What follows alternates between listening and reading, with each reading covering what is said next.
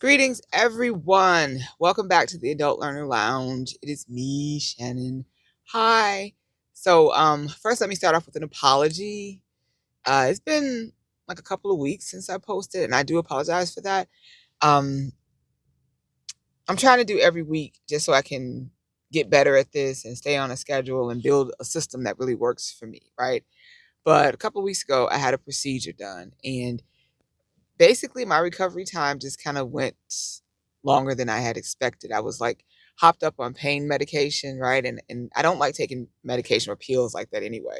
When I do take pain medication, when I have to take it, it just leaves me like groggy and just like out of it. And that's exactly what was happening. I was in pain, plus I was like it felt like my head was like detached, right? So I just kind of like stayed in bed where it was safe for as long as I could.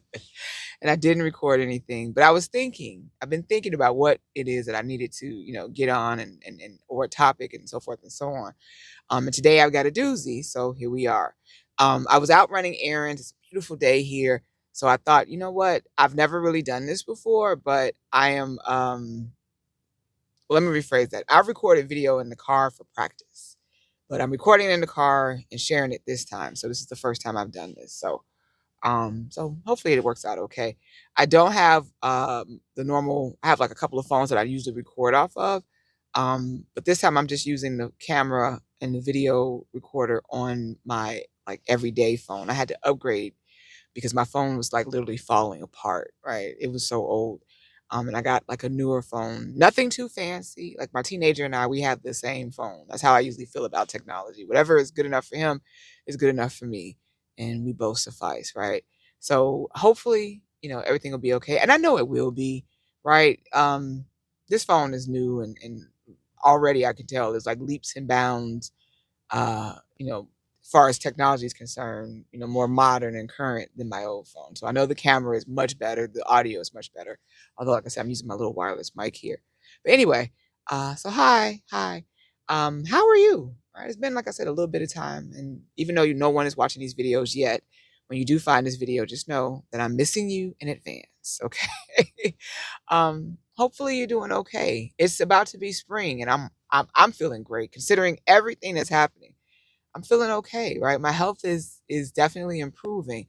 So that's all my thoughts are really occupied by that, right? My family, my health, my peace of mind, you, right? So I have so many things to fill up, like my time, my thoughts, my day, that my anxiety levels have been definitely getting better because of it, right? Too much time on my hands can lead to terrible things, right? An idle mind. We know that saying, right? Anyway, so today, all right, here at the Adult Learner Lounge, since we are back, let's see, what are we listening to? Oh gosh, we're listening to so much, right? These past couple of weeks have been frightening to me because we've lost like so many musical giants and icons, right? Jerry Butler, Roberta Flack, Chris Jasper, um, uh, Angie Stone, right? Roy Ayers, Dwayne Wiggins, who was one of the Tonys, and Tony. It's like all of a sudden they're gone, right? And don't even get me started because we also lost like an acting giant, Gene Hackman. I've loved Gene Hackman my entire life, right? So I've just been feeling it like, wow. So it's today in the lounge, it's just we're gonna just honor everyone, right? We're gonna honor Chris Jasper with some Isley Brothers. Here We Go Again is my favorite Isley tune, right? Favorite. So we'll listen to that. We'll listen to some Roberta Flack. I've got a few, but there's this one jam off of the Busting Loose soundtrack. I think she was Busting Loose was an older old Richard Pryor and Cicely Tyson film. And I think the song was Loving You, right? Um, it's a jam, right? So we're gonna listen to some Loving You by Roberta Flack. Who else? Uh, I know this sound might sound, it didn't age as well as I've heard people say, like, I've heard people say that the song didn't age well, right? But it's a song by Jerry Butler called Never Gonna Give You Up. And I love that song. It's like my favorite. I have two Jerry Butler songs that I love, which is Never Gonna Give You Up, number one, and Understanding Mellow, number two, right? I just feel like Jerry Butler was kind of like ahead of the curve. He really was. He was like to me very trend setting. So Jerry Butler, we're listening to "Never Gonna Give You Up." Who else? Tony. Oh wow, it's so many songs. So many songs. But there's the one song that didn't. It wasn't like as big as some of the other Tony songs, but it's called "Leaving." So we're gonna listen to "Leaving" by Tony. Who else? Who else? Oh God, I can go on. Every Roy Ayers song was like an event to me. Every single one, right? But if I had to put a finger on my favorite Roy Ayers song, it's too many to count. But if I had to say like what is the one? Oh, I'm a Chicagoan. I'm a house head, right? So it's going to have to be "Running Away." I was reading someone who did a tribute article to Roy Ayers, and they were saying that "Running Away" was a song that they didn't know because here's what my take on it. So if you are like an East Coaster, New Yorker in particular, um, and New Jersey, and you grew up, or your thing was always hip hop, then of course you know Roy Ayers because he was like widely sampled, right? But I'm a Chicagoan, so my first introduction to Roy Ayers was not in mixes or samples from hip hop. My first introduction to Roy Ayers was house music. It was "Running Away," which is like a house standard, right? A deep house standard. Here in Chicago, deep house is really older disco songs, right? So "Deep House" was a Roy Ayers song. It was "Searching." It was "Running Away." It was oh gosh, I can't remember the name of the other song, but so that's how I knew Roy Ayers. And then later on, when he was being heavily sampled in hip hop music, I'm like, oh yeah, that's Roy Ayers. But that's not like I said, my introduction to Roy Ayers being a Chicagoan, right? Was definitely "Running Away." So we'll listen to some "Running Away." Angie Stone, okay. I've known Angie Stone since I was a kid too. And on the flip side, I knew her from one of the sequence, right? She was Angie B, right? Cheryl Pearl, Angie B, and I can't remember the other girl's name, but so they had the "Funk You Right On Up," right? That's my first introduction to Angie Stone. But my favorite Angie Stone song, it was a song. She was with this little group. I can't remember the name of the group, but it was a song called I think it's like "Too Busy," right? Um, I will link to it, but that was like a jam, right? It was like a kind of like a cross between like a little bit of an up tempo, but also kind of like a smooth jazz, not jazz, smooth jazz, truly, purely smooth jazz. But it was like very mellow. It was like it could have been like a Quiet Storm cut, but at the same time, they could have played it in the afternoon, right? But I loved it, loved it, loved it. So, "Seems You're Just Too Busy." I think that's the name of the song, but I know it. I have it in my list, so I will link to that song. So you definitely, so that's everybody, right? Jerry Butler, Chris Jasper, Roberta Flack, Roy Ayers, Dwayne Wiggins, Angie Stone. So that's six tracks that we're listening to this week because it was a lot. It was a monster week, right? Monster, like whoa. So that's what we'll do. All right. And if we want to take it a step further, watch anything by the incomparable Gene Hackman, right? Gene Hackman was an acting god as far as I'm concerned, right? So maybe on the screens here at the lounge, my favorite Gene Hackman my favorite Gene Hackman movie of all time, and there are many, was The Unforgiven when he was Little Bill, right? He was Sheriff Little Bill. He did not play, even though he had to die at the hands of Bill Mooney. Little Bill did not play that shit, right? I love that character. So anyway, so let's watch a little bit of Gene Hackman, right, as Little Bill. But it could be any Gene Hackman movie. I loved him so much. So yeah, so we're gonna watch some Gene Hackman and listen to some great tunes here at the lounge today. Now, what am I sipping on? Uh, like I said, it's been so much, right? But I'm just keeping it simple today. So I'm sipping on just a margarita, right? And this not even has to be like like prepared, right?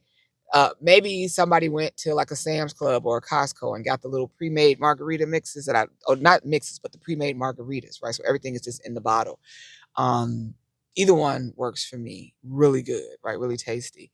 I add to it sometimes when I'm sipping on it, but yeah. So I'm just sipping on like basic margarita, a classic margarita today. All right. So what I'm gonna do with this video is a little bit different also. So I just wanted to make sure I record my intro say hi to you all, let you know where I've been, uh, honor those that we have lost. Like I said, it's been so tragic.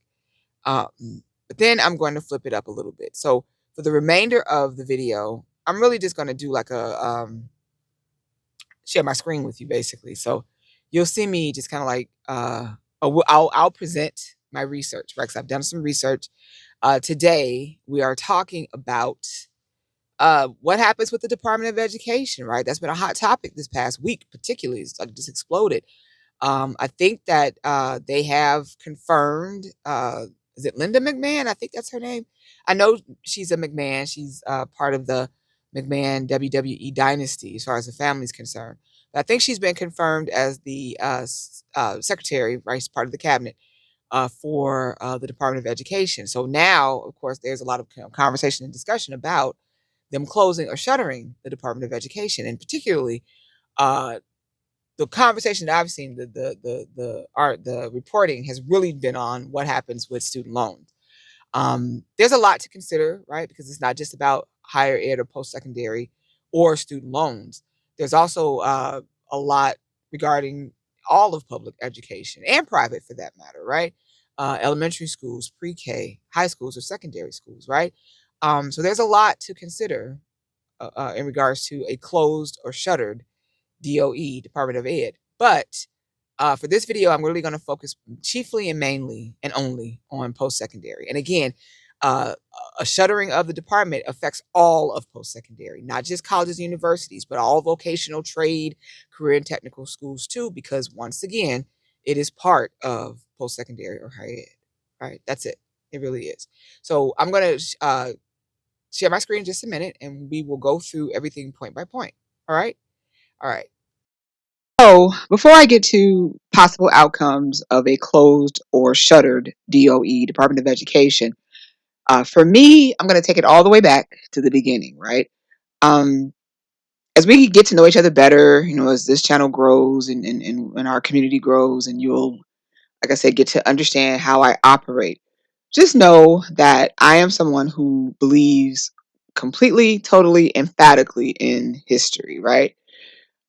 Historical context is some very powerful shit. Let me just put it that way. Past really is prologue, right? Often when we are confused or we are uncertain or we are unaware or we are just completely confounded and befuddled, right?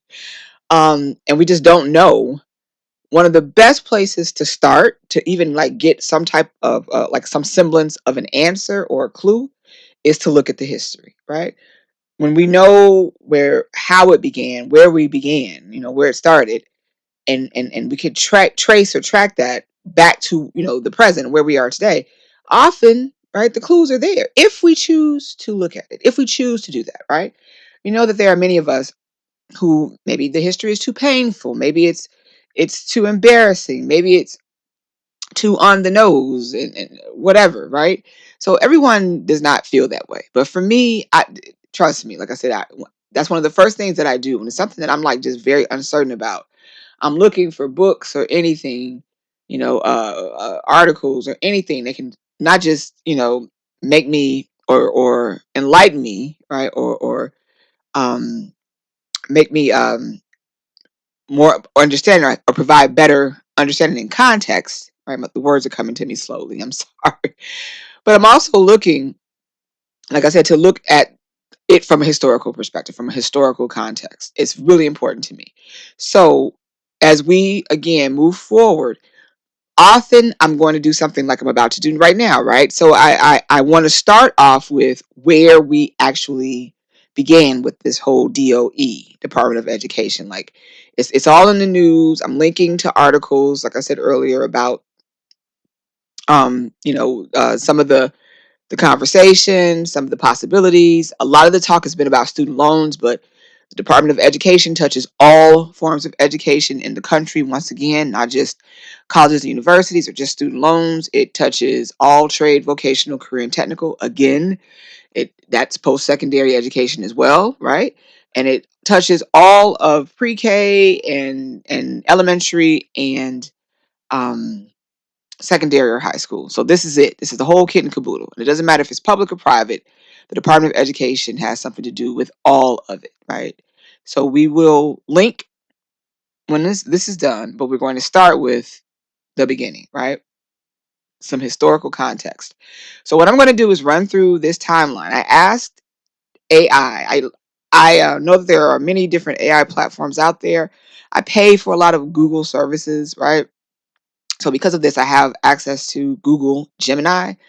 And yes, I use any AI with caution. I know the caveat, right? Which is a lot of times AI can give you some really crazy, wonky shit, right? Sometimes the shit is just completely wrong. For me, and this is just a suggestion, if you are a little apprehensive about AI, or maybe you're using it and it's not doing what you want it to do for you, um, tell AI where to go. That's it. Just tell it where to go.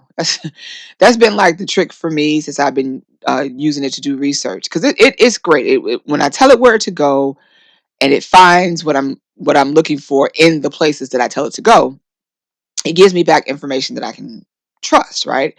I'm sending it to reliable and trustworthy places. I'm sending it to data sets that I know have been analyzed and vetted and they're solid, like the NCES data set, the National Center on Education Statistics, right? Which the DOE oversees. I'm sending it to like the Bureau for Labor and Statistics, right? BLS. I'm sending it to uh,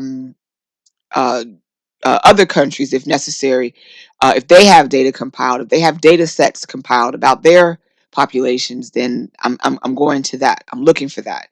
Um, Publications that I can trust, different academic journals, scientific journals, medical journals, that sort of thing.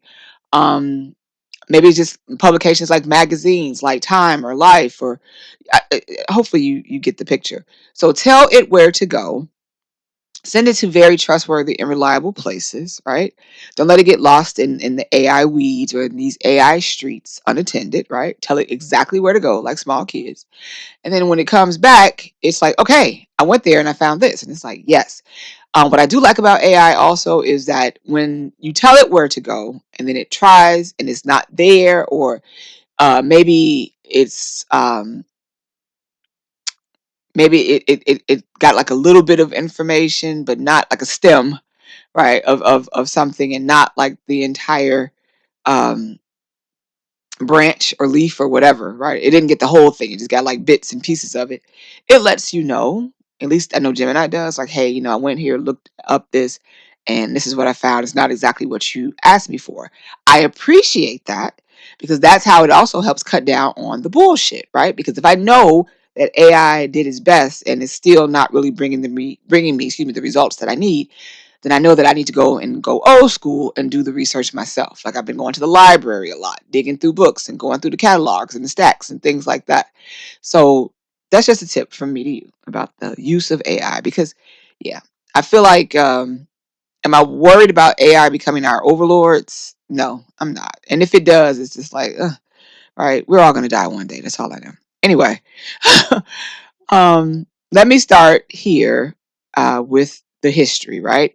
I asked Gemini to give me a timeline. I said, hey, Gemini, how you doing? Can you give me a timeline, a historical timeline, looking reliable sources, right? On the creation and the role of the U.S. Department of Education, or the DOE. Okay, so I'm going to run through this timeline, then I'll talk about the timeline when I'm done. Okay, I'll give my 2 cents about it. All right.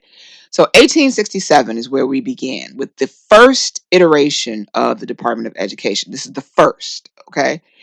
1867, creation of the Department of Education, initially established as a non-cabinet level Department of Education, in quotes, right? Its initial purpose was primarily to collect and disseminate information on education across the states. All right. This information, and you can see here, they gave me the source, right? This comes from the DOE website. All right. So let's move on to just simply 2 years later, just two funky little measly years later, in 1869, and we have the Office of Education. The department was downgraded to the Office of Education within the Department of the Interior. This reflected a shift in priorities and a decrease in federal involvement in education. All right, so let's move on. 100 years almost. to 1953, the Department of Health, Education, and Welfare. The Office of Education was moved to the newly created Department of Health, Education, and Welfare. This signaled a growing recognition of the interconnectedness of education, health, and social welfare. So we move on to 1965, which is a little bit over a decade later, with the Elementary and Secondary Education Act, or the ESEA. This was a landmark piece of legislation that significantly increased federal funding for elementary and secondary education, particularly for disadvantaged students. Particularly for disadvantaged students. This marked a major expansion of the federal government's role in education. All right, so we go on into 1979 with the Department of Education Organization Act. All right, this was signed into law by President Jimmy Carter. This act established the Department of Education as a cabinet level agency. The department's creation reflected a commitment to elevating education as a national priority. Then we move on to the very next year in 1980 with the official establishment of the U.S. Department of Education. The department officially began operations. Then we move on 20 years later to 2002 with No Child Left Behind Act, or the No Child Left Behind Act, the NCLB. So this reauthorized the ESEA. We already learned back in 65, that was the Elementary and Secondary Education Act, right? So it reauthorized that and introduced sweeping reforms, including standardized testing and accountability measures. This act further increased the federal government's role in education. Okay, and finally, in 2015, we have the Every Student Succeeds Act, the ESSA. This replaced No Child Left Behind, or NCLB, and shifted more control over education back to the states. While maintaining federal accountability, ESSA provided states with greater flexibility in designing their education systems. All right? Okay. So let's move on also to some of the key roles of the U.S. Department of Education. Okay, so key roles of the U.S. DOE, Department of Ed. The DOE administers federal financial aid for education, collects and disseminates data on education in the United States, focuses national attention on key education issues, enforces federal education laws prohibiting discrimination. For instance, the Education Amendments of 1972, Title IX, etc. And then finally, it works with state and local education agencies to improve educational quality. Now, that's the timeline. Gave us a little bit of a snippet of how we got here, right? Also, it just kind of gave us a rundown of the key roles of the Department of Education. So here's um, my 2 cents on this, right? From the historical timeline, right? The historical context. If you pay attention, and if you're paying attention to this, and if you are reading, right, and also reading for analytically, right, reading critically, analyzing, right. Bottom line is this, okay. The big takeaway from all of this, like the big, like, oh, the theme that runs through this historical timeline of the Department of Education are the states, right? Let's go back to the beginning, and I'm going to point this out to you. Hold on one second. Okay, so going back to 1867, what was happening? So here's the thing. Like it's like a mashup of things, right? This is why I say I love history so much, because answers are there, right? Clues are screaming at us, answers are there. So 1867, right? That's almost 100 years after the signing of the Declaration of Independence, right? So the US is still a very new nation, and it's feverishly going about the business of nation building, right? Just like at the state level, right? These states are developing, borders are being created and so forth and so on. And the states are also busy, with the business of state building, right? So it's state building and nation building happening simultaneously. I can tell you that from everything I know about American history from that period, nobody was really prioritizing education. It just wasn't happening, right? Because they were busy doing other things, right? They were busy building a nation and enslaving people and so forth and so on. Or let me just stop, because they already had plenty of people enslaved at that point. But they were busy, doing things both good and horrific simultaneously, right? So it wasn't like education was necessarily viewed or perceived as a bad thing per se. It's just that they had a lot of bigger fish to fry other than education right now. Also during this period, right, 1867 was right after the assassination of Lincoln, President Lincoln.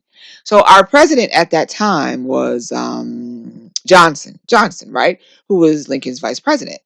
And he only did a short term, right, just to finish out the term. And then I think he went on to the rest of his life. But so I say this, and I say the theme really are the theme here is the states, right? The states are the constant through this timeline, because the purpose of a Department of Education, like I said, it wasn't a priority. It's not a cabinet level position. It was just like, hey, we have enough states here, and there were schools, right? By this time, we had already had the establishment of many of the Ivies, right? By this time, and we had primary schools and so forth and so on. So the government is just like, hey, well, since we have different, enough states now, maybe it's a good idea if we collect information and kind of like disseminate it, excuse me, so that other states, as you are in the process of state building, maybe you all can exchange some best practices, and it can help you establish your own education systems, right? So 2 years later, right, at the end of what would have been a complete 4-year term for Lincoln, but was a 2-year term for Johnson, who succeeded him, you have this demotion, this downgrading and demotion basically of a Department of Education to an Office of Education. Why? It says here that, this reflected a shift in priorities and a decrease in federal involvement in education. Bottom line is that the states didn't want no parts of this shit, right? For the most part, right? There were number of states, wealthy states, southern states particularly, who were just like, I don't need you all to tell me or tell us what to do with our education systems, right? So there was pushback, plain and simple. There was pushback. Also, what I remember about Johnson as a president was that Johnson was very much pro state rights, right? Very much a pro state right kind of guy. They already had fought wars, and the country is like, been torn asunder, and they're again repairing damages and still moving forward with the nation building. So it wasn't even like appeasement, right? When you think about appeasement, it's almost just like, well, I really want this, but to appease you out. No, Johnson was just like, okay. And for the most part, they didn't scrap it, right? But they just kind of said, okay, well, we're not going to go full court press on this whole education thing. We're going to leave it to the states, and we'll just be there to help we're here if you need us, right? Because during the 1800s, there was a period globally, right? There have been many periods, of note throughout the centuries, right? So during this time, we were very much in the period of enlightenment, right? That started in the 1700s and it went through the 1800s. Enlightenment was all about intellectualism and learning and discovering and experimentation, and right, and technology through books and things of that nature, right? It was a lot of shit happening in the 1800s. um and so here in the United States, we had our own public intellectuals, right? We had the Jeffersons and the Adams of the world. And Jefferson himself was a huge proponent of uh basically public mass, like mass public education or public mass education, however you want to say it. But he believed in that. Why? Because when they are, doing this, the thinking and the experimenting and the enlightenment and everything, the ideals of democracy, right? How do we do this? And if we are doing this, then how do we do it well? How do we do it the most efficiently and the most effectively? How do we do it in such a way that it is like undeniably successful, right?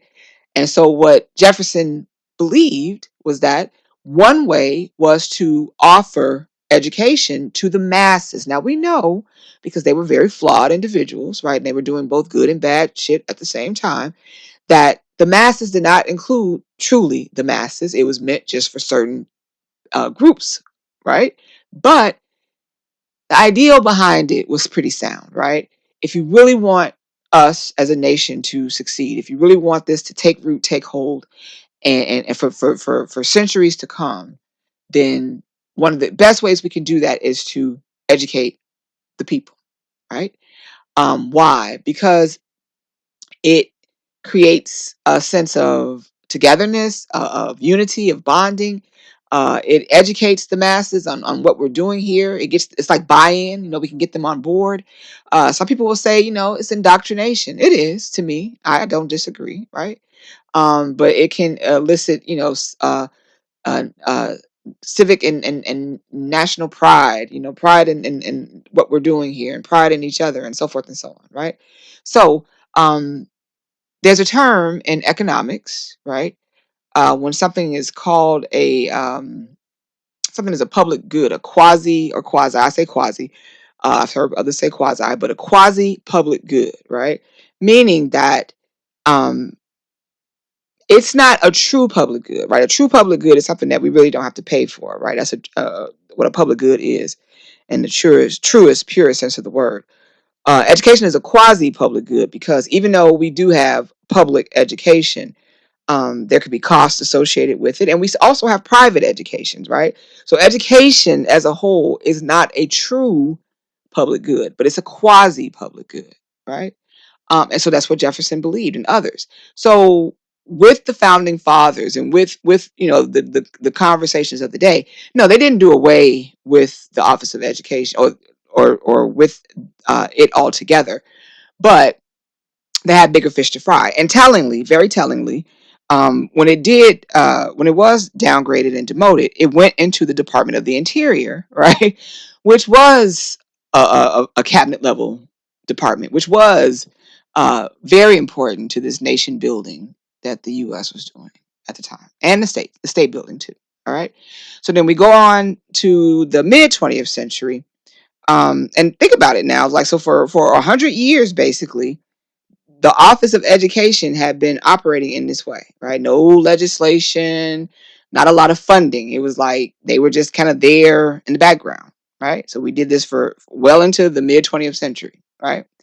And then in 1953, we have the Department of Health, Education, and Welfare, which was the precursor to the Department of Health and Human Services, right? There was this recognition, a better understanding that, hey, you know what? Yes, there is a connection between education, health, and social welfare. Why was this important to the United States in the 1950s? Because, right? So then we had fought a few more wars, right? We had World Wars One and Two. I think in 53 we might have still been fighting the Korean War, right? And it kind of like, because of these wars, right, that the United States and other countries around the globe participated in, that was a whole shift, a realignment of alliances, a realignment of powers, right?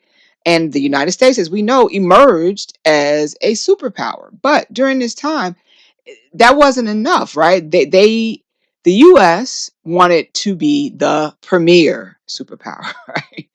And that's what they were looking to do. So in the 50s, something else happened that was very, very important. From the turn of the 20th century, so the beginning of the 20th century to that period in time, there was this very new and exciting academic discipline, right, that had emerged, and it was sociology, right? Sociology really came together during that period, right?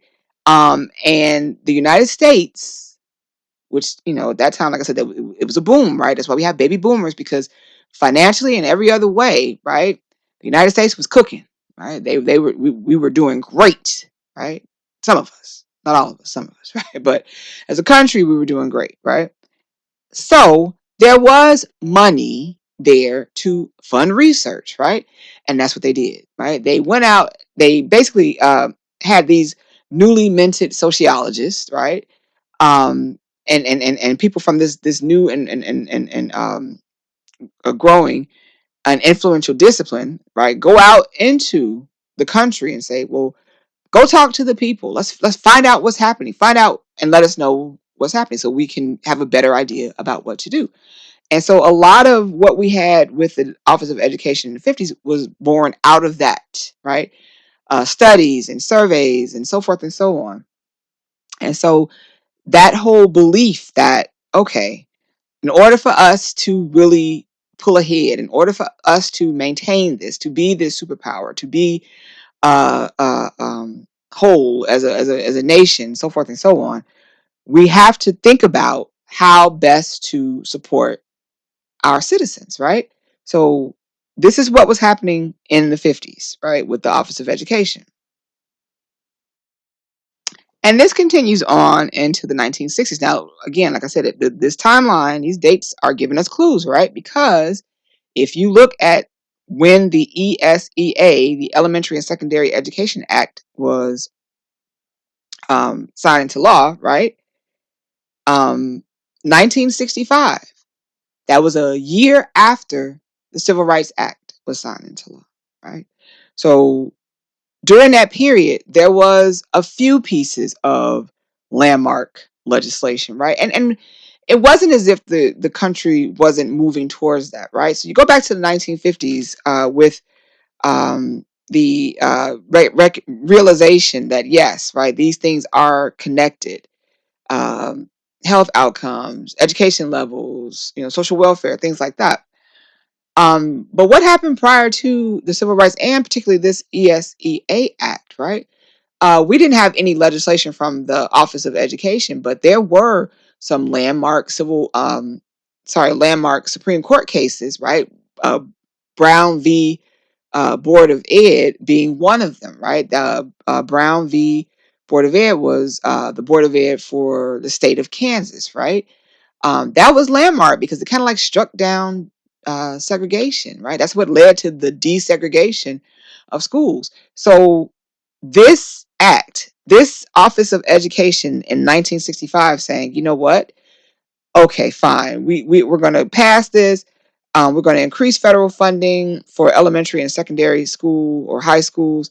And we're going to have a focus on disadvantaged students. And please note, disadvantaged students included not just minorities. There were low income. There were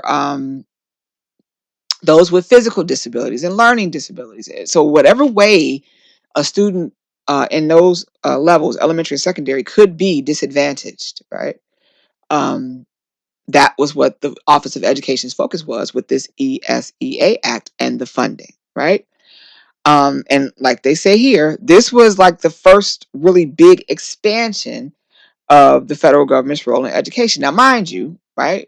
We've been trying to do something with this Office of Education since 1867. So here we are in 1965, finally, and it's just like, okay, well, here, how about this, right?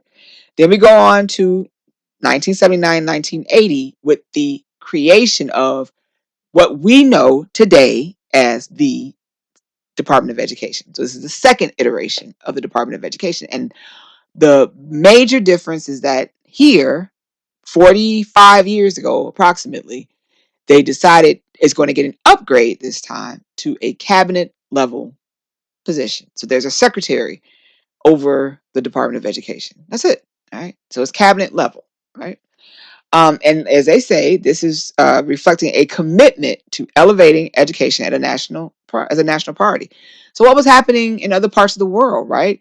One of the things that I recall, and I had to study a lot of this when I was working on that evil doctorate that I have, because my doctorate is in education, higher education in particular, is that when it came to the Department of Education and this new iteration, right, and this new cabinet level agency, um, basically other countries, right? We weren't the only superpower, but we were still very much trying to be the dominant one.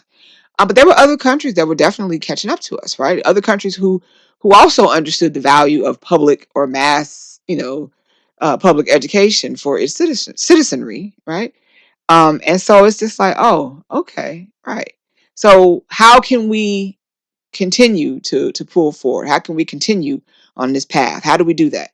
Well, one way is to again have an actual a strong commitment to education, right? Okay. All right, we're going to do that. And that's what they attempted to do, right? Now, as we end this out, right, we go to the last two important pieces of legislation, which was uh, 2002 with the No Child Left Behind Act. Now, I come back to the states as a theme. Okay, this theme runs throughout, right? Uh, we know the battle that the states and the federal government some of the battles rather that they have had over certain things over the years. So I talked about Brown v. Board of Ed. That was a group of individuals who were battling it out with the state of Kansas, and ultimately the state of Kansas was battling it out. Excuse me, with the federal government. That's why I made it to the Supreme Court, right? And ultimately, the federal government had to side with the individuals and say, okay, look, we can't do this segregation thing anymore, right?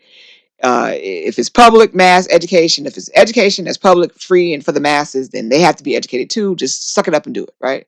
That was it, right? That's what. So, um, so there was always that back and forth, right? And for the most part, right, there might have been like some little dust ups and skirmishes here and there until until until that damn No Child Left Behind Act. Now, let me be clear. I was very much a grown up during this period, like you. I personally was not working. I wasn't working in higher ed yet, but I had friends and family members who were working in the elementary and secondary education systems, right? At a few different places, a few different states, I should say.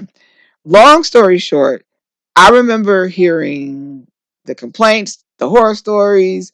I remember reading about this because if you recall, it was a huge deal all over the country, right? And why was that? Here's my big takeaway from No Child Left Behind. Because just like in the 1860s, with the creation of the very first Department of Education, it was very much vilified as an overreach by the federal government, right? Here you are, federal government, right? You're here to support us as states with our state level individual educational systems. You're not here to tell us what to do, right? You're not here. And so they literally were fighting it out in those education streets about this No Child Left Behind Act. And it was horrible. It went on and on and on. And remember, this was like a very important crowning piece of legislation uh, for George Bush the son's administration, right? He was very proud of this. They worked on this and very intently and intensely, and they put this out, and it was just like, ugh. So it didn't go well, right? It didn't go well. It was a lot of confusion around it. I remember that. I had friends who, like I said, were teachers, and they were just like, we really are trying to get guidance. Like nobody can really explain what they're asking for. It was always like, one state can interpret it one way and another state can do something different. And everybody is it was supposed to be standardized, and it was supposed to provide all of the states with like standardized guidance, right? And to help improve quality and accountability. And it was just like a shit show. I just remember that vividly during that time. And then, of course, that leads us to the Obama administration, right? We have the Every Student Succeeds Act, or the ESSA, which just outright replaced NCLB. What I remember about NCLB towards the end of its life is that once Obama won the presidency, right, it wasn't so much that they they just didn't, states were like opting out. States were just like, oh, hell no. And I remember the Obama administration was just like, okay, like, okay, like, I'm not going to fight you. Okay. Right. But they were working to figure out like, okay, what do we need to fix with this? Right. And that's how we ended up with the ESSA. Now, I am, doing a bit of paraphrasing and generalizing. This is something that you can definitely look up. I can link for you. However, I'm just, again, like I said, just kind of like giving us context here. So yes, and you see here that one of the main things that the ESSA did, Every Student Succeeds Act did, was that it provided states with greater flexibility in designing their education systems. Because again, the one consistent theme through this, right, it's the states, right? The states, the individual statewide, state level systems. Every state is educating its population in the manner in which it sees fit, right? And so already looking at it from a historical perspective, right? How does this tie into what happens if there's no more federal or U.S. Department of Education? We can already have a clue, right? We definitely have a clue thanks to history because we see here that there was a period in the U.S. history that we A, didn't have a Department of Education, B, we had a department, but it was weak sauce, right? C, we had a Department of Education that ultimately, found its backbone and its education legs. But then we see that it maybe did a bit of an overreach, right? So we know that education in the United States can exist without a federal Department of Education. We know this because we have. And we also understand that at the end of the day, it's pretty much going to just go back and fall back on the states, right? Because it's not a federal education system. There are individual state level systems. All right. All right. So having gone through the history, let's jump over to some outcomes, some impacts, and some perspectives of a closed or shuttered DOE.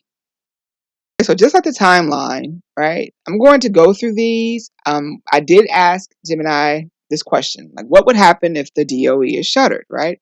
And I pointed it to what I know to be trustworthy and reliable sources, right? I asked for its analysis. I say, hey, give me an impact analysis, right? So give me some perspectives, like, who will this impact and what perspective, would the affected, have or hold, right?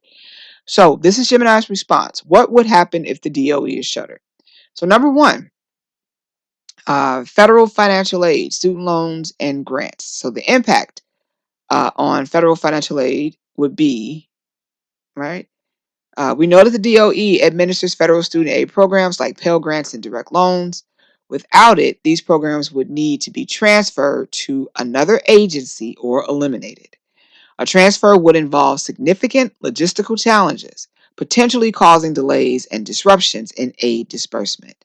Elimination would drastically reduce access to post-secondary education for low and middle income students, exacerbating existing inequalities. And as far as the perspectives, from the student perspective, this would be devastating, particularly for those relying on federal aid. As far as institutions, the potential decrease in enrollment, especially at institutions serving a large number of financial aid recipients. And then finally on the taxpayers, right? So initially, right, the savings that everybody claims that we're going to get from this, um, you may see that, right? It says here, there will be a potential initial decrease in federal spending, right? However, the long-term economic consequences will not be so great because we will have a less educated workforce. All right. All right, let's move on. And number two, data collection and research, right? So the impact on data collection and research. The DOE's the DOE's National Center for Education Statistics, or the NCES, I mentioned them earlier, is a primary source of data on education. Uh, that's one of those monster data sets, right? It's like a legacy data set as far as I'm concerned. It's been around for many years, for decades. It compiles a fuck ton of data, right, on all things education at all levels, right? And all different types of education. It's not just a data set that's used, like I said, by us here in the US. Again, this is one of those data sets, like this is a federal government data set. So anybody doing research in any parts of the world who wants to know about education in the United States can use this data set, right? Just like we can use those that are available to us for other countries. So it is a behemoth as far as data sets are concerned, right? So the impact would be that if there is a shuttered DOE, that this is potentially impacted, right? This is a primary source of data on education. Its closure would hinder research and policy making as data on student outcomes, school performance, and other vital metrics would become less accessible, right? So as far as perspectives, from a researcher perspective, there was a loss of essential data for studies on education trends and effectiveness. As far as policymakers are concerned, there'll be a difficulty, or there can be difficulty in making informed decisions about education policy. And as far as the public is concerned, there's reduced transparency and accountability in education. All right, we'll move on to number 3, which is civil rights enforcement. So the impact on civil rights enforcement. The Department of Education's Office for Civil Rights, the OCR, enforces federal laws prohibiting discrimination in education. Its closure would weaken protections against discrimination based on race, gender, disability, and other factors. Now, as far as perspectives, from the perspective, of students from marginalized groups, there's increased or the potential for increased vulnerability to discrimination. As far as civil rights blah, blah, blah. Please forgive me. As far as civil rights advocates are concerned, there would be a concern about the erosion of legal protections. And as far as institutions, there's the potential for inconsistent or weakened enforcement of civil rights laws. Number 4, policy coordination and national leadership. So the impact. The Department of Education provides national leadership and coordination on education issues. Its absence could lead to a fragmented approach to education policy with varying standards and practices across states. Perspectives. From the state and local education agencies, there's the potential for increased autonomy, but also challenges in coordinating policies.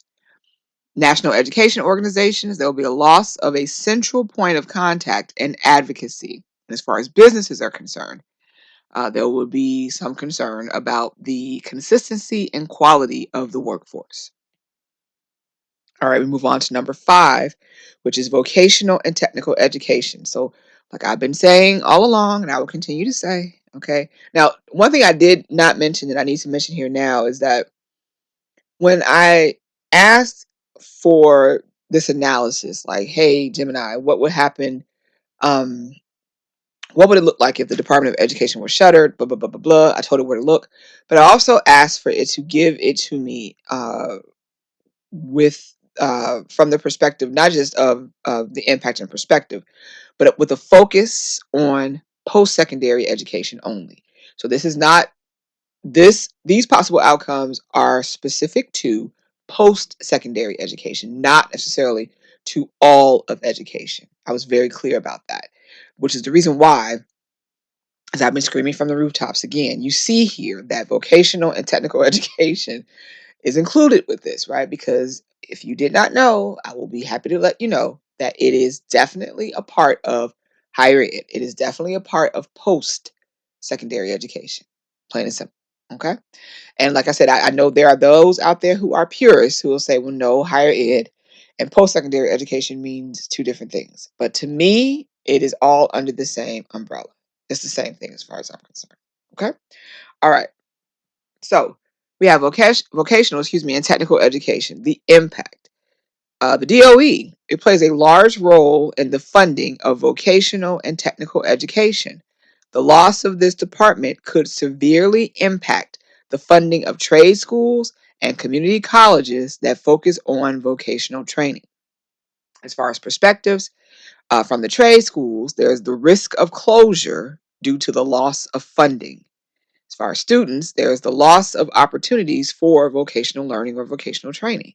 And again, with businesses, there is the potential loss of skilled workers, of highly skilled workers. Number 6, this is the last bit of analysis, the last point that Tim and I provided to me. Number 6 is state and local control. Okay, the impact. Some argue that closing the department, the DOE, would increase state and local control over education. However, it can also lead to greater disparities in educational quality and funding across states. Perspectives. State and local officials, there is the potential for increased flexibility, but also concerns about funding and accountability. Advocates of local control, right, support for greater autonomy in education. And then advocates of national standards, concern about the lack of consistency and equity. Now, just like with the historical timeline, this right here is pretty much the crux of what possibly could happen if the DOE is shuttered. I asked it for some a summary, so let's move on to that as well.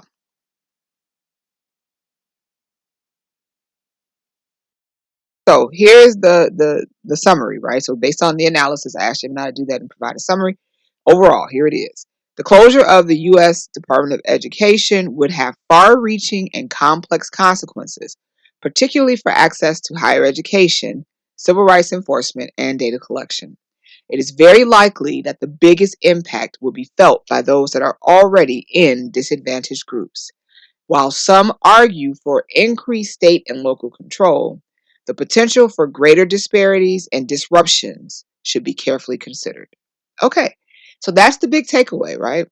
And yeah, that's pretty much it. Like I said, so looking back again at the timeline, the historical timeline, looking at this analysis and just all the conversations and everything that you may or may not know and you may or may not be aware of. Bottom line is that if the DOE is shuttered, what will likely happen is that you will see an over reliance on states to pick up the slack, right? I've heard conversations, for instance, that okay, they can close the Department of Education, but just like they did before when they downgraded the office, that there may be a possible downgrading of this. It won't be cabinet level anymore, or maybe there'll be like a um, um, they'll divide the different aspects of the office into and have it roll into other uh, agencies or other departments, right? So, for instance, I've read that um, for student loans, right? Maybe they won't make new student loans, but they still have to address existing student loans, and maybe that piece will fall under like the Department of Treasury, right? And then for civil rights violations and so forth and so on, that piece will fall under the Department of Justice or the DOJ. That's what I've heard, right? It's been speculated, like that's something that could happen. But understanding where we came from historically, that's not so far fetched, right? There have been other points in our nation's history where we have done that, right? We know that now. So it can happen again, right? However, what we also understand is that the last time it happened, right? Um, it wasn't as ingrained and as vital to education, right? To the nationwide system of education as it is today, right? So to do this, it's going to be in many ways catastrophic, not just disruptive, but catastrophic, right? For entities, right? For different institutions and governments like state governments and things like that. Of course, for us as citizens, right? It's going to be pretty horrific in my estimation. However, I don't think it's going to hit everybody the same way. I really don't. And why is that? Because we already kind of see some of that right now, right? Um, the big takeaway from this is that, even though uh, and I do know that there are some out there who are huge proponents of this rollback to say, well, you know what, this should be something that the states, should do. We've always been tasked with educating our populace, so give us more control to do that, right? We will figure it out, or we can do it.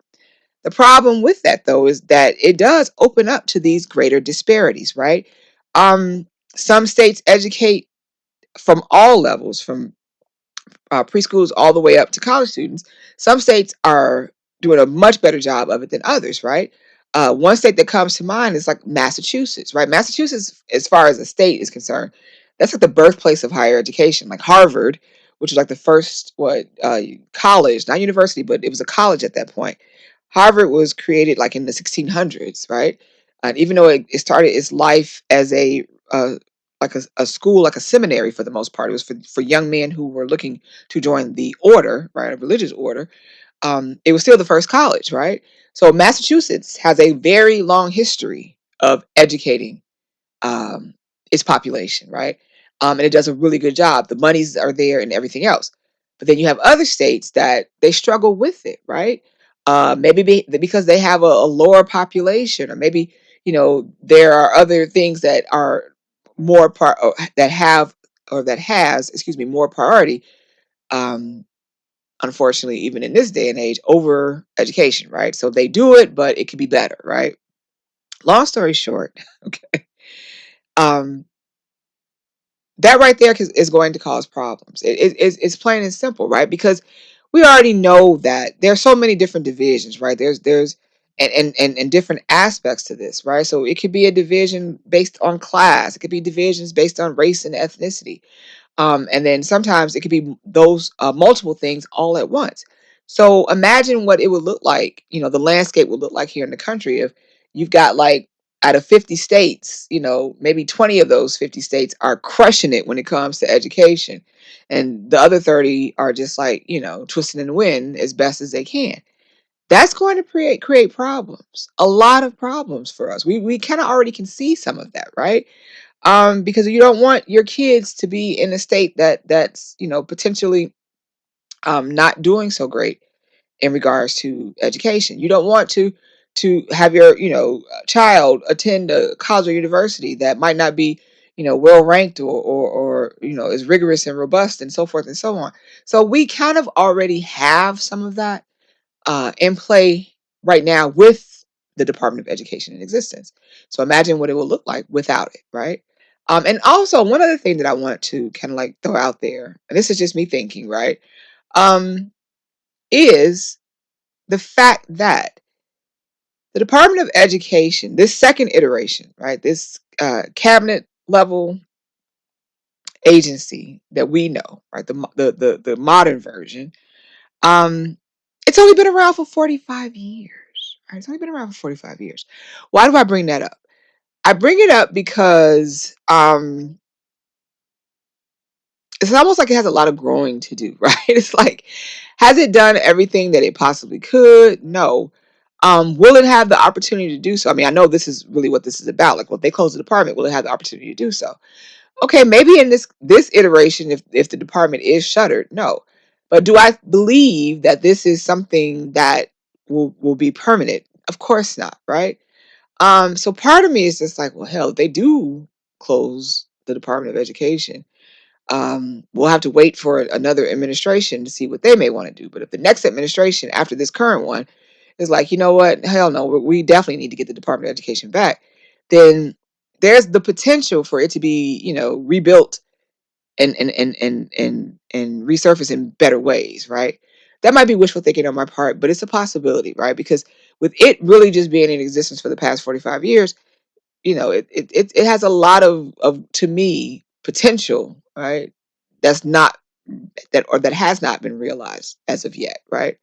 So different thoughts, but long story short, yes. So I think the big takeaway from all of this is um, look to your state. That's pretty much it. Depending on where you live, look to the states because no DOE will equal to me just an expansion of uh, the state's governance in regards to um, education nationwide, to nationwide education. Every state's going to do their thing, and hopefully we won't have to go through this. But if so, it'll be the states. The states will hold the key to how we move forward as a country in regards to education. Right? All right. Now, having said all of this, I'm going to move on to the last component, the last piece of this, which will be what you can do, right? So remember, I'm looking at this from the aspect, or from the perspective rather, of post-secondary education or higher ed. And as such, I want to leave you all with some possible actionable, items, excuse me, that you can undertake. So if there is a shuttering of the department, right here, what do I do? What if I'm in school right now? What if I'm in college right now? Or what if I have been planning to do this and now there's no more DOE or whatever the case, right? So let me leave you with a few things that I have come up with. I've thought about it, like, well, what would I do? Where would I look? Where would I turn, right? If there was no more DOE. And this is what I came up with. So I'm going to share that with you right now. Okay, so I'm going to wrap this up with what I'm just calling like some possible actionable options, right? These are options for you, steps that you can take.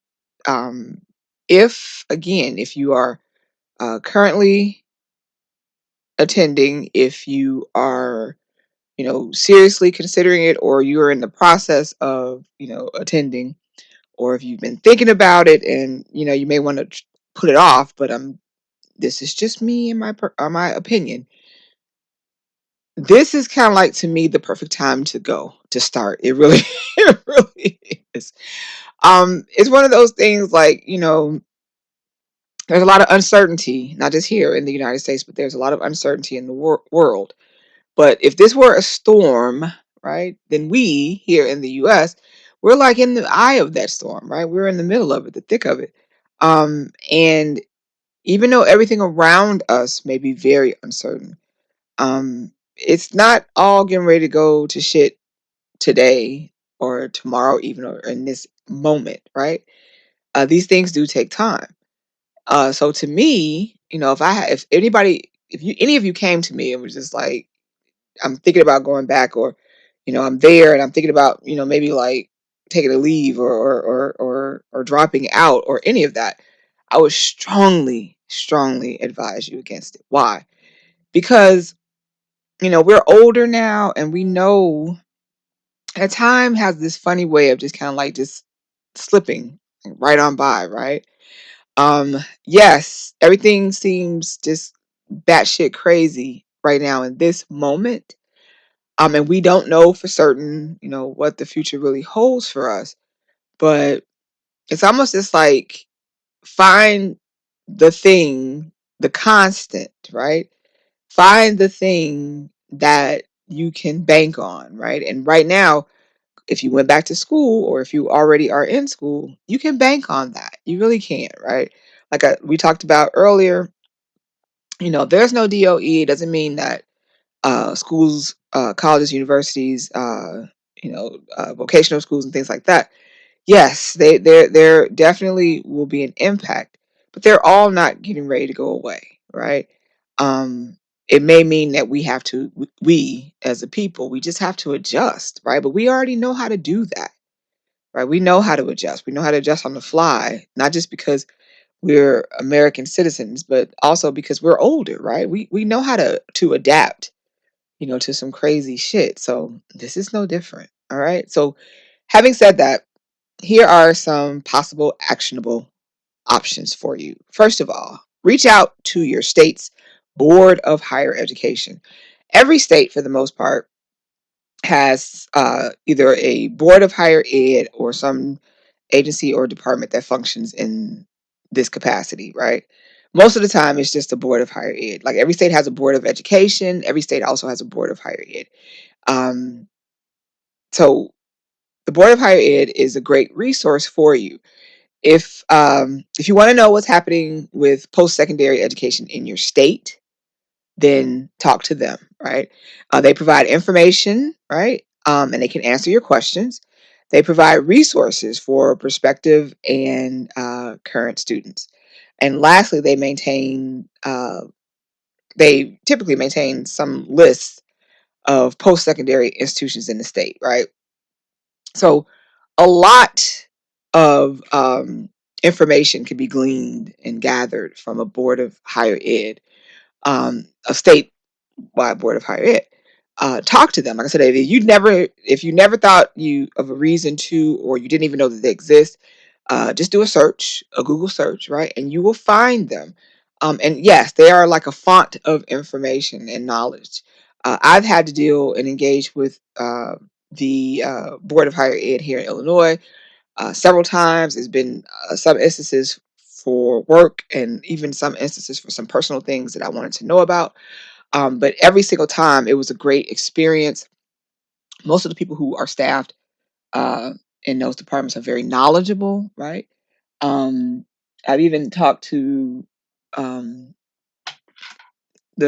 Indiana. I had to talk to the state, like Board of Higher Ed in Indiana, once or twice, if I can recall. Anyway, but my point is I've never had a bad experience with anyone working in the board of higher ed department, right?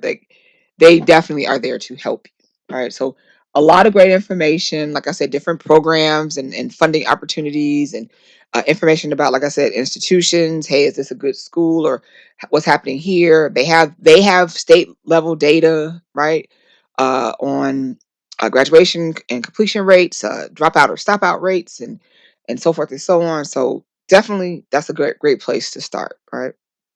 Also, if you are currently attending, right, or you are have graduated, and like me, you have student loans, contact your loan servicer for assistance, right? Um, so a few things to consider, right? So during this tumultuous time, if your finances have changed, right? Maybe you experienced unfortunate job loss, or maybe you were adequately and fully employed and now you are still working but underemployed. Let your loan servicer know immediately, right? To get assistance from them.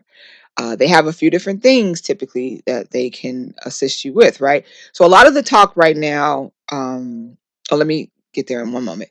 Let me finish this out. So you can ask about available repayment options, like for instance, income-based, extended time to pay, so forth and so on. And if you are having issues making payments, you can ask about loan forbearance or like loan deferment, right? Uh, Forbearance and deferment just kind of like puts a pause on your repayments, right? Or on you repaying. One gives you X amount of time, the other gives you X amount of like I think it's like a different amount of time that you can pause your payments. The requirements are a little bit different as far as forbearance and deferment, right? Um, but bottom line is that, you know, if you're having health issues, um, financial issues, or whatever the case, let them know and they can say, okay, well, we can help you with this or we can do that. Okay. So like I said, a lot of the conversation has been, as far as the DOE shuttering or closing, has really been like a focus, of course, on student loans, right? Because we're talking about trillions of dollars, basically, in loans that have been made. And what happens to that, right?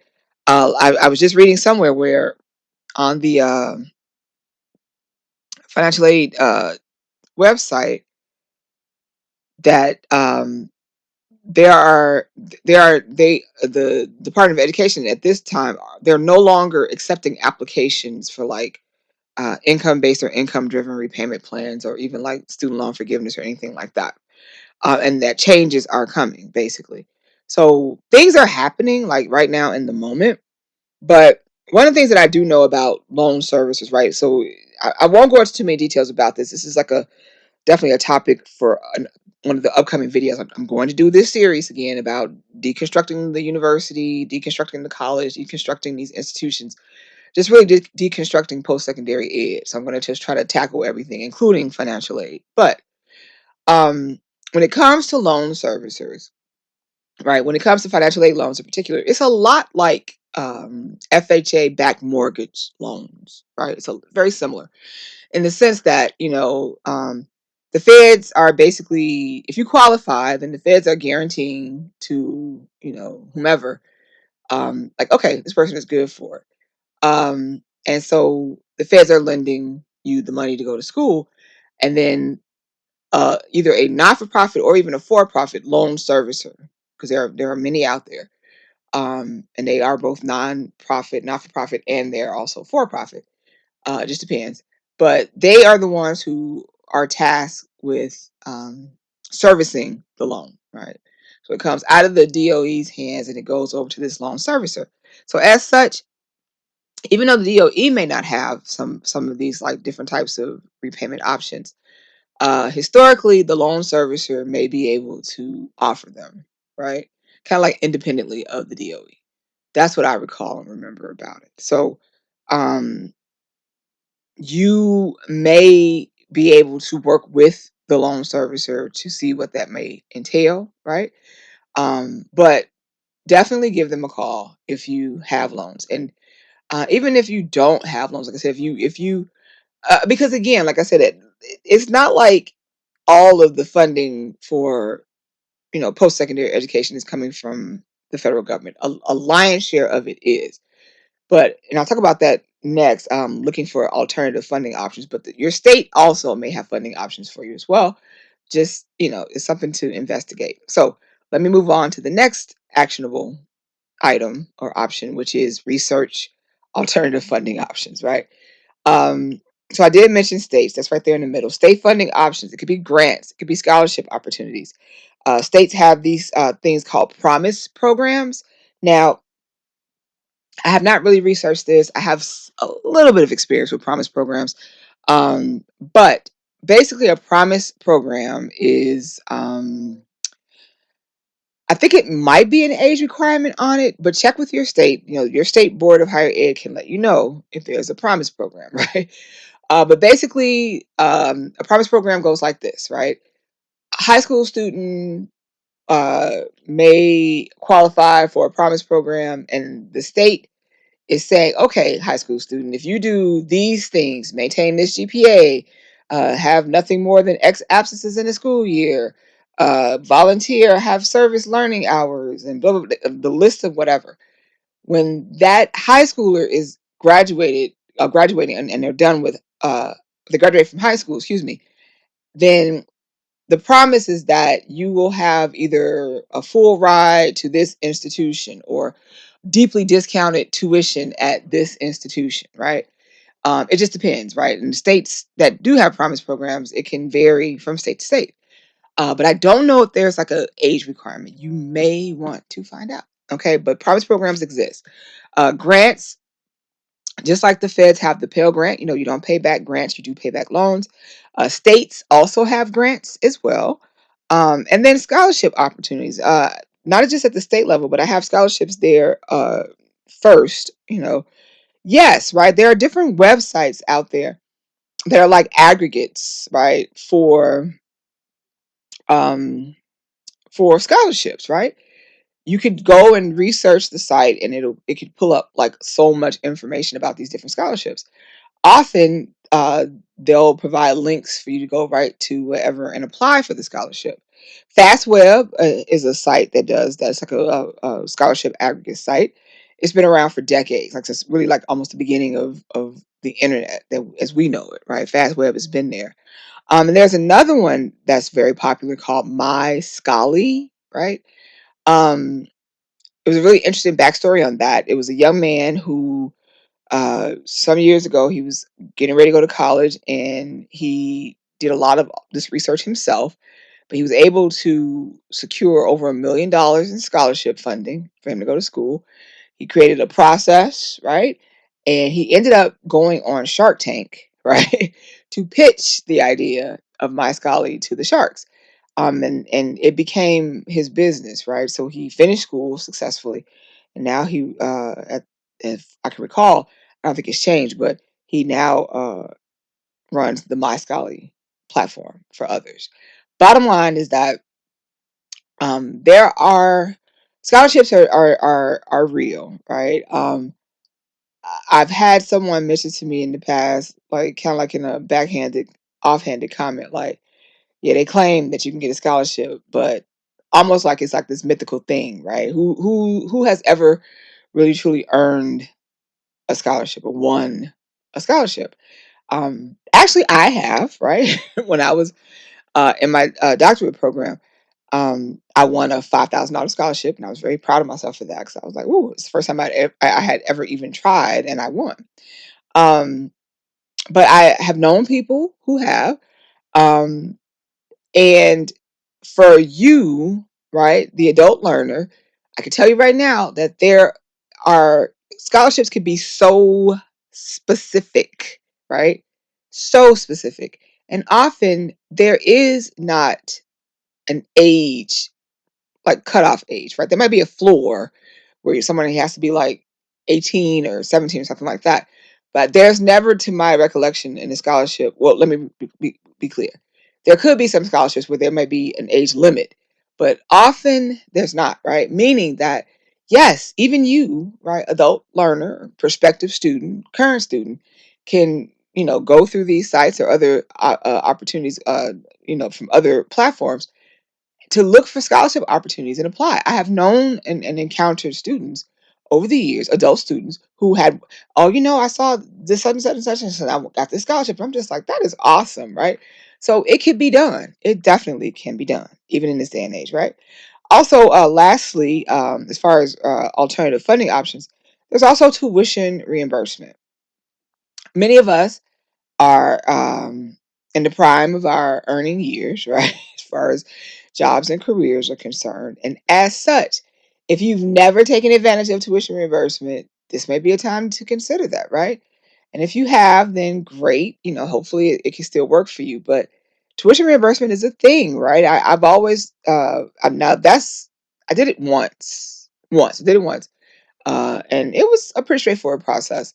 Um, I don't even think, like, most tuition reimbursement scenarios, um, you have to give the company or the organization or whomever it is that's providing you with the tuition, right? You have to give them X number of years of employment in exchange, typically, right? So it's like, yeah, you can have tuition reimbursement, but you got to give us 1 year, 2 years, 5 years, whatever. It does vary from uh, organization to organization or institution to institution or job to job or whatever, right? But very viable if you can get it. Okay. All right. Now you can move. Also, I'm just moving on. You can also investigate free and low cost options, right? Like school options, um, or course options, I should say. Number one, there's free online content, right? For instance, and I put this shameless plug, me, right? Me and my channel, the Adult Learner Lounge. I am here to help. If anybody reaches out to me and say, "Hey, I'm thinking about this and can you help me?" I'm going to jump right into help mode because that's what I do, right? So I am a free resource and free option for you, right? But they also have, of course, about 10 years ago, uh, the big thing, or even a little bit over 10 years ago, the big thing were MOOCs. MOOCs, which MOOC stands for, what is it? Massive Open Online Course, right? A lot of institutions, Ivy Leagues included, and near Ivies, those schools that are not true Ivy Leagues but function like Ivy Leagues. A lot of the large, big research public institutions, small private colleges and universities. It just kind of like ran the gamut, and it was like an explosion of all this free content. Take this course, get this certificate, or take this course and get this micro credential, or whatever the case. And a lot of that stuff was free. You might have to pay like some nominal fee for the actual credential, but the learning itself, the course itself, was free. They still have them out there, right? Um, Also, some institutions out there just had not like the massive, quote unquote, open online course. Some schools just had their online courses that were just like, they just put them out there for anybody to enroll in and complete. For instance, some years ago, I was working with a student, and the student was trying to get out of taking the developmental courses or the remedial courses, right? This was a community college. And uh, particularly the math, right? And it's like, okay, so we're looking online, and Khan's Academy had already been created at that time. It was still like kind of like in its infancy when this was happening. So Khan's Academy, if you have never heard of it, but I'm sure most people have heard of it at this point. Khan's Academy got his start on YouTube. I have YouTube here as a great source for free options. Also TikTok. But yeah, so we were looking online. I did recommend Khan's Academy, but there was also, it was a small like community college somewhere down south, like West Virginia. Let me rephrase. Not that West Virginia is down south, but it was like a West Virginia, or it was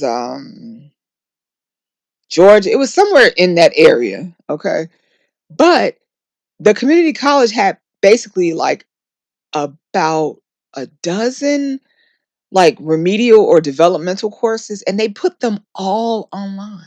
Anybody could have enrolled as a student to take those developmental courses online. And these were like just regular, this was not like a lectured course. It wasn't like a recorded, it was just a regular online course, right? As I knew them to be, right? In an online learning management system, or LMS is what they call those platforms that you would log into to take online courses, right? So when I saw that, I'm like, these are just like, these are courses, right? It wasn't like anything fanciful like a MOOC. It was just like a regular smegular course. And I'm like, whoa, that was like awesome. I cannot remember the school or the state. I remember this was almost 15 years ago now. But I remember like I enrolled, right? Because I'm just like, I went and I did the whole process, and they were like, congratulations, you are now a student. I'm like, yes. So I'm like taking the remedial math, right? Because I can always struggle in math. Why would I not, right? But it was so great. So I had to tell the student, I'm like, go here, enroll here. And that's what the student did. It was helpful to the student, right? It didn't completely alleviate the issue, but it really helped that student. That student was able to do a lot better in the math than if that student had not taken those courses. So things like that exist, right? And again, like I said, YouTube, TikTok, Khan's Academy, but there are also free textbooks and also like free problem sets and things like that. So yes, there are definitely free options. Now, when it comes to low cost options, okay, and I didn't put a hyphen between low cost. Okay, there it is. Sorry. So there are low cost options available too. You may do testing or credit for prior learning, right? I am not about to go into details about CPL, credit for prior learning, or testing. I'm going to talk about them just in a very cursory and perfunctory way, because when I do the deep dive, right, and deconstructing, there will be a couple of videos just on this topic alone. Like financial aid, it warrants for me to take my time and explain it all to you. Okay, so testing and credit for prior learning are things that, and these options are available to you. What does that look like? The American Council on Education, or ACE or ACE, some people still call it ACE, they have a plethora, right, of information in regards to potentially earning credit for your prior learning. Not your experience, but your prior learning that you obtained through some experience, right? If you are a veteran, then you could go to the ACE or the ACE website, because they have a separate database just for veterans to say, hey, here, look up your MOS, look up your, I forgot the other ones, but look up, your training and so forth and so on here on our data, on our website, on our website, in our database. And it'll let you know, like, if you did this training at this time, like these years or whatever, then here's potentially how much credit you can earn. If you were not in the military and maybe you had trainings or you worked at certain companies, like let's say you worked at Starbucks and McDonald's, you can put that information in on a different database at the ACE site, and it can let you know, like, hey, if you did the training at McDonald's during this particular period in time, here is potentially the amount of credit you can earn. It is a monster of a database, right? I've used it for years, because for years I was the coordinator for credit for prior learning at the university I used to work at. So, as such, right, I know about this, like I said, but I will talk about this at length in the future. So, those are options that are low cost. Low cost in the sense that if you are a veteran, you don't pay for it. But if you are not a veteran and you obtained this learning in the private sector, um, you pay like a nominal fee, like $30 or something, and you can get a transcript based off of this information, right? If you actually had training or some type of learning that is captured by the ACE. So that's one option. That's a low cost option. Another low cost option is testing, right? So we all know about AP testing and AP classes for the high schoolers. But there is another category of testing that's really made for everyone else, right? for the adults, basically, or for the college students. And that's called CLEP, CLEP. And then there's Dante's, what used to be called Dante's, but it's now called DSST. These actually mean something. I didn't go look the acronyms up. We'll talk about them, like I said, in the upcoming video. But CLEP tests and DSST tests are great. You can go to the website, the College Board website, and Get College Credit websites, respectively. And you can look to see all of the offerings that are available. A CLEP test, a DSST test, may run you anywhere between like $100 to $150, right? You would have to choose a testing site in your area. Typically, the community colleges in the area will also have a testing site that's open to the public, right? So for like $150, you may be able to go and sit and take a CLEP test in college composition, which is an English course. You pay the fee. Let's say you are really strong in English. You take the college composition test. You pass it, and that passing the score on the test is the equivalent of 3 credit hours of college composition, right? And you would transfer it to whatever school you intend to go to. Again, I will get into this in the future, but CLEP and DSST tests are worth their weight in salt. Okay, they are phenomenal. Um, and that is a very low cost option. So what is the purpose of this? So if it's low cost and I'm taking it, I pass the test, what's the point? The point is that you can earn college credits this way, transfer them into an institution that accepts those, and it's basically just like ticking off, credit a list of saying, okay, here's 3 credit hours that I don't have to take at this institution, this college or university. It saves you time and it saves you money, right? So those are some free and low cost options for you, and we'll move on. So another way that you can help save time and money is if you are going back, right? Instead of starting at a university, start at the community college, right? Let the community college be your first foray into continuing your educational journey, right? Um, the tuition and fees will always be cheaper, right? Always. I don't care how great or how cost effective the university may be.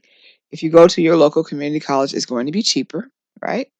They have many great options in regards to programs and types of programs. So again, let's say that you know that you have like no desire to go the academic route. That's fine because the community college will have um, different vocational, trade, career, and technical options available for you as well, right?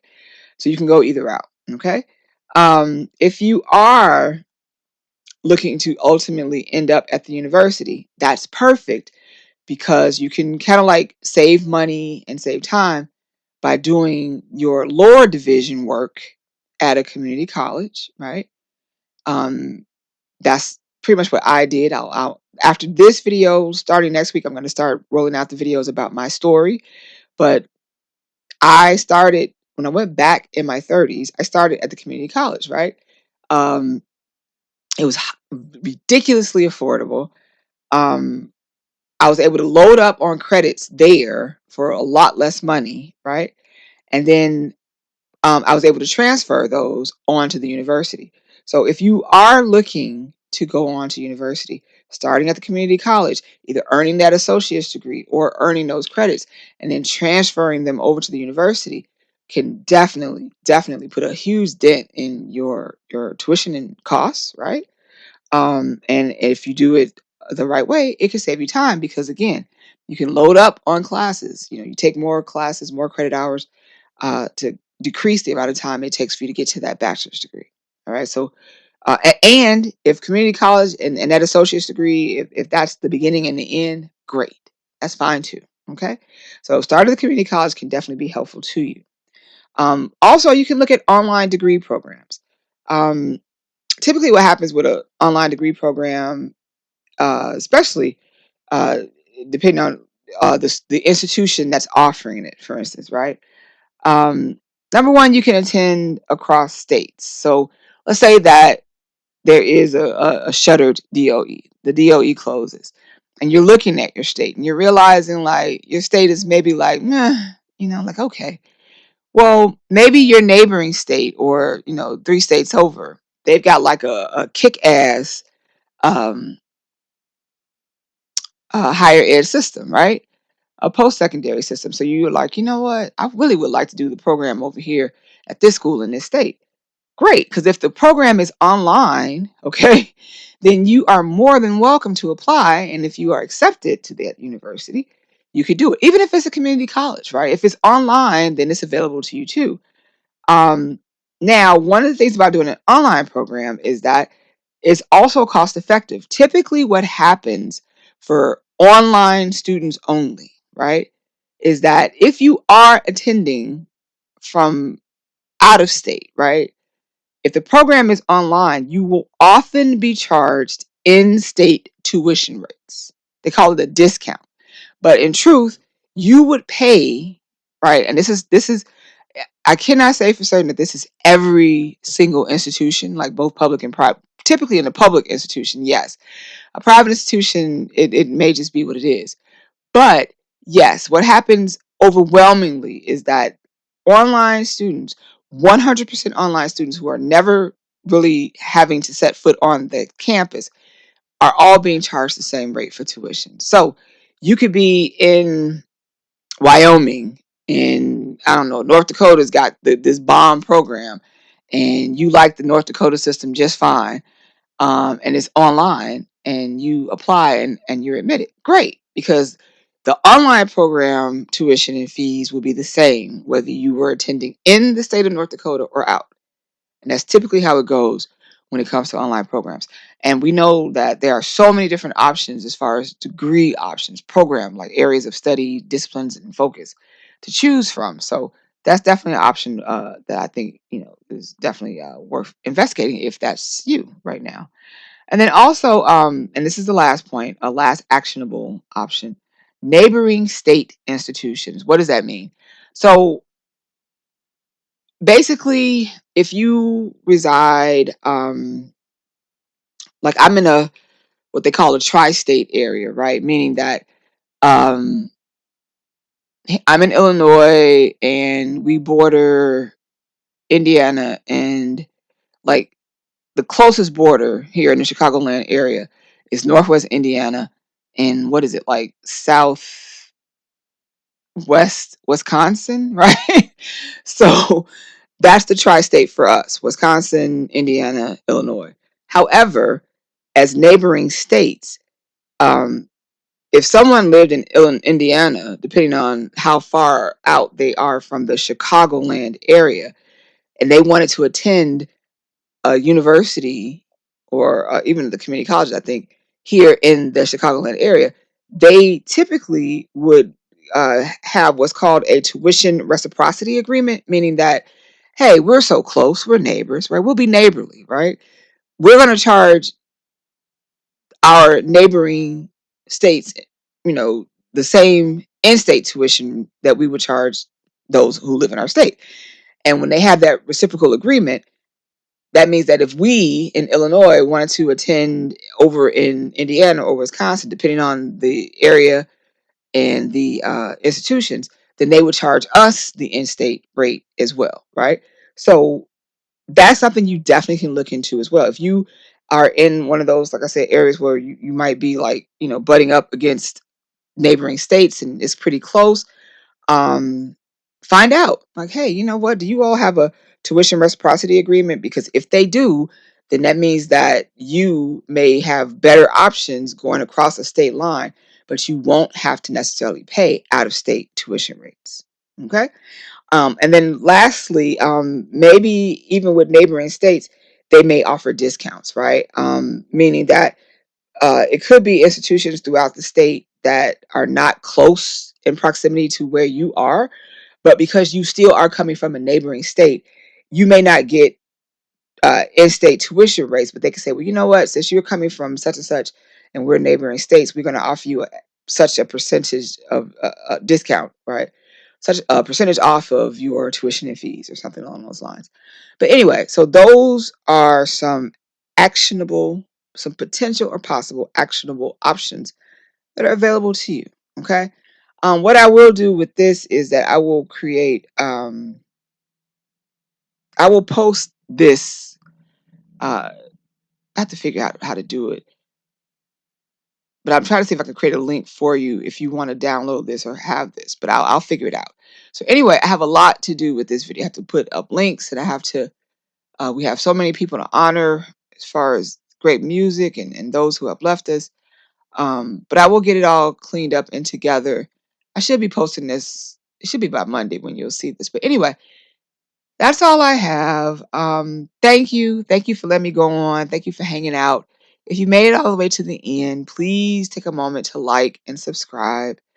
I'm still chugging right along. The newness of it, I stink of newness, right? I have the stench of YouTube newbie on me, which I don't mind, but I am working feverishly to improve. I'm working feverishly to adhere to YouTube's community guidelines, policies, and procedures. I'm trying to get on the algorithm's good side. So if you have watched this video in its entirety, please help me out by giving me a like and subscribing. All right. All right. That's all I have today. Scary times, yes, but I think we will be okay. I'm hoping and praying that we will be. We can just kind of cleave to each other during our time of need. I think we should be all right. But I am here for you regardless. All right. And in closing, okay, let us never forget, right, that we are on a lifelong journey and we never stop learning. We are in a lifetime of learning, right? We are lifelong learners. And as such, we never stop learning. Okay, that means you too. All right, take care until we meet next week. Bye.